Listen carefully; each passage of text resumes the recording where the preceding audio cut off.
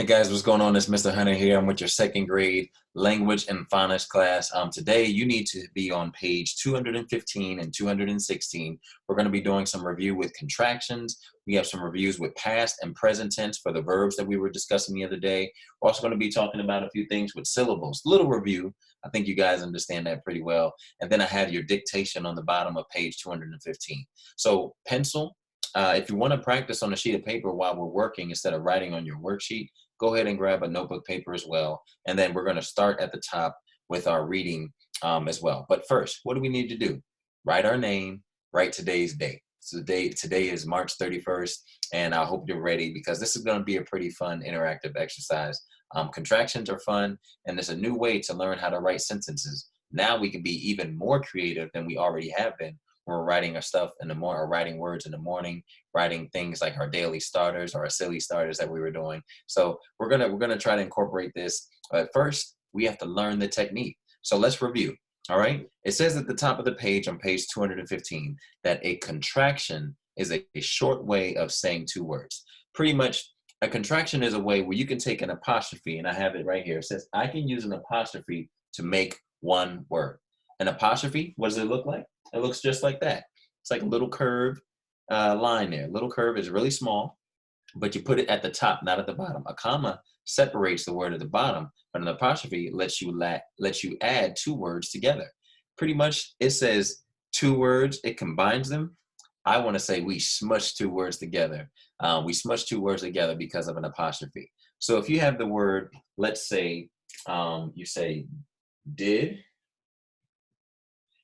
and not, right? If you have the word did and not, and you're saying, I did not get to go outside this weekend. Who didn't get to go outside this weekend? I know I did. Some of you may have a backyard or be able to play and right outside your house, but I couldn't go outside. So I did not go outside. But what's a shorter way to say that? I didn't. Well, how do we change that word? We change from did not into didn't. How do we change that? Well, pretty simple. All we have to do, and I misplaced my eraser, that's why I was looking for it really quickly. All we have to do is we can take that away, and then we're just going to write the word over again. So what word did we have first? We had the word did first. So let's put did. All right. And then instead of having just did right there and not did not, we're going to take that N from the beginning of not. I did. And then where that O was, remember the O and not? We're going to replace that O with an apostrophe and then put the T. So that turns in from I did not to I didn't get to go outside. Do you see that? The apostrophe took away two words and it made one word. What's another way that we can say something, huh? What's another word that we can use? I know a word for you right now. The word first, I'll hold it up, is she. Everybody see that? She. She. Now, the next one is will. She will. She will. She will what? Let's come up with a good sentence. She will go outside to ride her bike. Okay, so she will go outside to ride her bike. That's not a bad sentence, right? Not at all. But here's what we can do to make it a little bit simpler. So if you look on the board, there's two words, she plus will. She will go outside to ride her bike. But remember, we want to use the apostrophe. Remember, the apostrophe allows us to smush two words together. So what will we do first? We're going to take the word she, okay, because that's the first part. She will, and it will turn into, do we need this W? I don't think we do. Do we need the I? No. We're going to put the apostrophe right where the W and the I was, and then we're going to put the two L's at the back. She'll. So she plus will equals she'll. She'll go outside and ride her bike. All right? So I'm sorry, my computer did something there to make me think that you guys are missing. So the contractions are when we add two words and make them one because of the apostrophe. So contractions are really fun. What's another contraction that you guys can think of here? We have he plus is. Okay, so he plus is. What do we think that turns into? He plus is he's. We're going to take the H and the E from the first part. We're going to put an apostrophe there. We're going to get rid of that I, and we're going to add an S. He's sitting in this chair talking to you. And who am I talking about? I'm talking about Mr. Hunter. So contractions are just ways that we can take two words and make them one using the apostrophe. There are some other words that I think you can come up with. Let's see. We look at right here in our our green box there, and it has an example for us. It says have equals have. And then I have equals I've. You see what they're doing? They're just taking it and making it a little bit smaller, a little bit shorter. So number one, circle the two words that make a contraction. This is on page 215. And you're going to write the contraction. So what we're doing first, if you guys don't notice already, we're going to read the sentence. And we're going to read the first one. They have done it for us as an example. It says, you are going to be surprised. So a really good way, a really cool way to try to practice with this is to make postcards. You can even cut sheets of paper in half or in little pieces and write the words. That's what I did. I wrote will and she for she will. And I have it backwards for she will. But then if you see on the back, I have on one of them she'll. So when you combine both of them, you have the contraction on the back. So that's a way to practice to try to figure out how you can make a contraction just with an apostrophe there. So we see in the sentence, it says, you are going to be surprised. What two words are going to give us our contraction? Well, when we look at the sentence, it usually is going to be the first two words that we read. So if you notice, it says you are. Right off the bat, we know, ooh, those two words are the beginning. They'll probably give us a contraction. So we circle them first. Now we have to write the contraction that they make. So you see it's already done for you. You are turns into your. You're going to be surprised. You are going to be surprised. It's the same thing. It's just written differently because of the contraction and the apostrophe. So let's look at the second blank. We're going down. It says, the sentence says, we have cleaned the yard. Does anybody know the first word that we should probably circle? We. Okay, we're going to circle we. But what else? What else will we circle? We have. Okay, now that we have, how do we make that into a contraction? Well, yes, we need an apostrophe, but where does the apostrophe go? So let's take the first word. Let's take we, let's put that down. And then let's look at the second word there, have. We apostrophe H, we apostrophe A, no, we apostrophe H-A. So we, no, that doesn't sound right. So let's knock out the H, knock out the A, and let's just add we apostrophe V-E. What does that spell? What does that spell? If you don't know, just break it down like this. We plus have, and then when you go down here, you have we apostrophe, and then you don't have those two, so we're going to put, does anybody see what that says? We've cleaned the yard. We've done this. We've finished our work. Sometimes in class, you say a word, but you don't even realize that you've been saying a contraction the entire time. When you say, I'm done, I am done, right? You're using a contraction and you didn't even know it. I'm not sure if you knew that word. So let's go down. Let's do one more together. And let's look at this one, because I think this one might be a little bit tricky. The contractions, guess what? They're not always at the very beginning of the sentence. That's a hint for you. All right, so looking at number 3, it says, I think I have dropped my keys. Let's read that again. I think I have dropped my keys. So which two words are we going to circle? Are we going to circle I think? I don't think we are. No. Let's look at else. I think I have. Ooh, I have. Do we think we're going to circle that? Yeah, we should circle I have. I have dropped my keys. So how do we shorten that? Well, you know the first letter we're going to put is I. So we're going to put I, and then we're going to put that little comma in the air called an apostrophe. And that's going to separate and bring the two words together. So we're bringing I and have together, and that's going to give us I've dropped my gloves. They combine the first letter in the first word and then 2 letters from the second one. But what connects them? The apostrophe. That allows you to smush the 2 words together. So that's what you need to do for the rest of the blanks. The key to this problem, you can't just circle it. You have to put the actual contraction in the blank. Or if you know the contraction already, you can't just write it down. You still have to circle it. And I want you to pay attention again, because not all of these sentences have the contraction at the very beginning. All right, let's look at number 2. It says, write the past tense of the verb. So we've gone over this before. Past tense means that you haven't done it right now. You're not doing it tomorrow. You did it in the past. So when I say sit, that means you sit right now. But if I say the past tense of that, if you were sitting yesterday, what did you do? You sat. You sat. So sit and sat. You're going to go through all of these words: help, learn, blow, eat, poke, and you're going to look at how you make it past tense. I'll give you a hint. For some of the words, you're going to add ed. When you add ed, that means you did it in the past. And that is what we're trying to do for number 2 right here, writing the past tense, not the present tense. Present tense means right now. If I say you're sitting down watching the TV right now or watching the YouTube channel to listen to this lesson, then that's what you're doing right now. If I say yesterday you sat down and you watched the lesson, it was in the past. It wasn't right now. It was in the past. I hope that makes sense. I know I'm repeating a lot, but I hope that's clear to you guys. All right, let's look down at number 3. This should be pretty simple. Does anybody know what a syllable is? I'll give you a question right now to answer.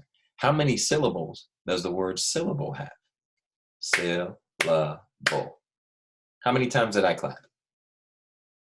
3 times. So that's a trick that you can do. When you read the word, you can clap if you need to, and just make sure that you hear the sounds that you're saying. So the first one, it says mountain. How many times did we clap? So that's twice. We clap 2 syllables. But then what you need to do is you need to listen to where it separates. Mountain. So where does the line go in mountain? It goes after the N and before the T. So that's the key. That's the key to this one. You need to draw the line right where you hear the separation. You know how many syllables it has 2, but they're not asking you how many these words have, how many syllables these words have. They're asking you to draw the line to show where the syllable breaks up. So if you break it up like that, you'll know exactly where to look and where to draw the line. All right, guys, at the bottom right here, we are going to do our dictation. And I'm going to read the words to you. So if you're still working on the first part, it's okay. You can rewind the video. But what you're going to do is go down to the bottom section where it says dictation, and you're going to repeat. When I say repeat, I mean write down what you hear me say. All right, the first top line is a sentence all the way through. So you are going to write, come with me to see the chicks. Come with me to see the chicks. Last time. Come with me to see the chicks. On the bottom row, you're going to write the sentence as well. And your sentence is, they hatched last night. They hatched last night. They hatched last night. All right, that is your dictation. If you need me to repeat it, it's totally fine. But all you have to do is just rewind the video and it'll be there for you. Just like on the top section with contractions. I know I keep saying it, but I'm just trying to get it in your head. And then the past tense of the verb. All right, let's turn the page and look at number 1 on the top of page 216. Okay, it says choose the correct word to finish each sentence. You might say, we just did something like this. Well, we did. But what you're going to do is you're going to look at all these different words. How many do we have? We have 2, 4, 6, 8, 10, 12. You have may, can, teach, learn, lie, lay. That's the top row. The bottom row says sit, set, sink, sank, blow, and blew. So if you didn't already notice, I can tell you that some of these words are present tense, which means they happened right now. Some of the words are past tense. And that's for you to identify. So what you're going to do is you're going to read each sentence there, but you have to figure out which word goes in the blank. So we can do the first one. And here's a trick, all right? It may take longer. You may not want to do it. You may think you know. But my suggestion and my advice to you is that you go through and you read each word and put it in the blank. Without writing it, put it in the blank, just say it and read the entire sentence to see if it fits. So let's try the first one. And we're going to go up, down, up, down. So we'll start with the first word with may. Please may down in that chair. Does that sound right? I don't think so, but we can come back to it. Let's just try the other one. So we're going to go down to the word sit. Please sit down in that chair. Wait, does that sound good? I think it sounds great. I think it sounds excellent. And if you know it off the bat and it's that easy, then go ahead and put it down there. But the key is if you go through the rest of the problems and then you hear something else that sounds different, you may have to go back and change it.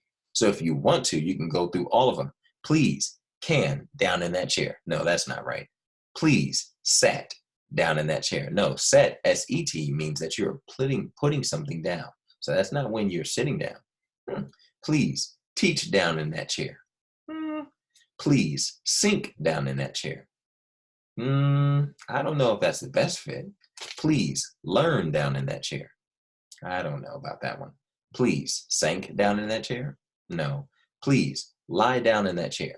Well, lying down requires you to stretch out your entire body, so I don't think the chair could fit you if you lie down. All right, please blow down in that chair. That doesn't fit.